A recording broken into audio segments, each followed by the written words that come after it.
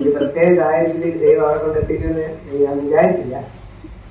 അന്ന് അവിടെ പോകണമെന്ന് പോലും ഞാൻ വിചാരിച്ചില്ല. ഞാൻ തലേ ദിവസം പോയ വീടാണ്, ഞങ്ങളുടെ കസിൻ്റെ വീടാണ്.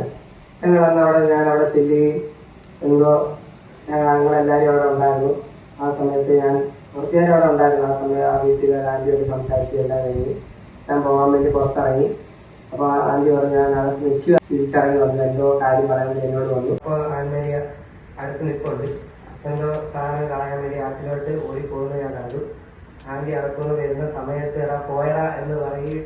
ഞാൻ തിരിഞ്ഞ് അധികം ശബ്ദം പോലും അങ്ങനെ ഇല്ലായിരുന്നു.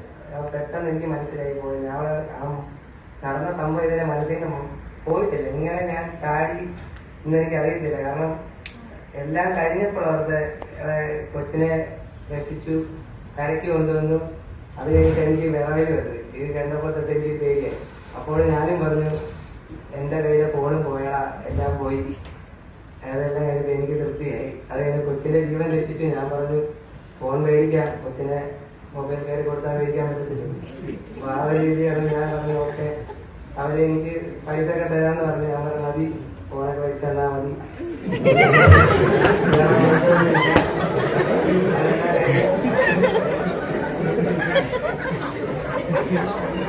ഞാൻ പോയാലേ, പക്ഷെ എൻ്റെ എന്തോ ഒരു ദൈവം എന്നെ നിയോഗിച്ചതായിരിക്കും. ആ സമയത്ത് അവിടെ നിന്നതും കൊച്ചിനെ രക്ഷപ്പെട്ടാനെല്ലാം വന്നത് ആ ഒരു സമയത്ത് എൻ്റെ ഇടപെടലും കൊണ്ട് എൻ്റെ ഒരു കൊച്ചിൻ്റെ ജീവൻ രക്ഷിക്കാൻ പറ്റിയെന്ന് എനിക്ക് അഭിമാനമുണ്ട്. അത് കാണുന്ന പിന്നെ അതുപോലെ തന്നെ എല്ലാം കഴിഞ്ഞ് വീട്ടിൽ ചെന്നപ്പോൾ അമ്മയുടെ പൊരിഞ്ഞൊരുകൂടി ഞാൻ കേൾക്കാതെ വന്നു. എന്തുകൊണ്ട് താമസിച്ചു വന്നു. എനിക്കതെന്തോ കേൾക്കുമ്പോൾ ഒരു സുഖമാണ്.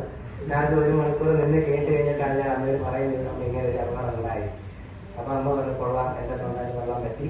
അത് ഞാൻ പറഞ്ഞ ആരോട് ഇപ്പോൾ ഉടനെ പറയണ്ട, എല്ലാം കുറച്ച് കഴിഞ്ഞ് ഒതുങ്ങി കഴിഞ്ഞ് പറഞ്ഞാൽ മതി. അത് കഴിഞ്ഞപ്പോൾ അമ്മ തന്നെ 5-6 പേര് എന്തും ടെൻഡൻസികളാണ്, അങ്ങനെ 5-6 പേരോട് പറഞ്ഞു. ഫേസ്ബുക്കിൽ എഴുതിയിടണമെന്ന് പറഞ്ഞു. ഞാൻ അമ്മ എഴുതണ്ട, മറ്റുള്ളവർ എഴുതിയിട്ടാൽ മതി. അമ്മയ്ക്ക് എന്നിട്ടും അമ്മ തൃപ്തി അറിഞ്ഞില്ല, അമ്മയ്ക്ക് എഴുതണം. ഞാൻ അമ്മ എഴുതിക്കും.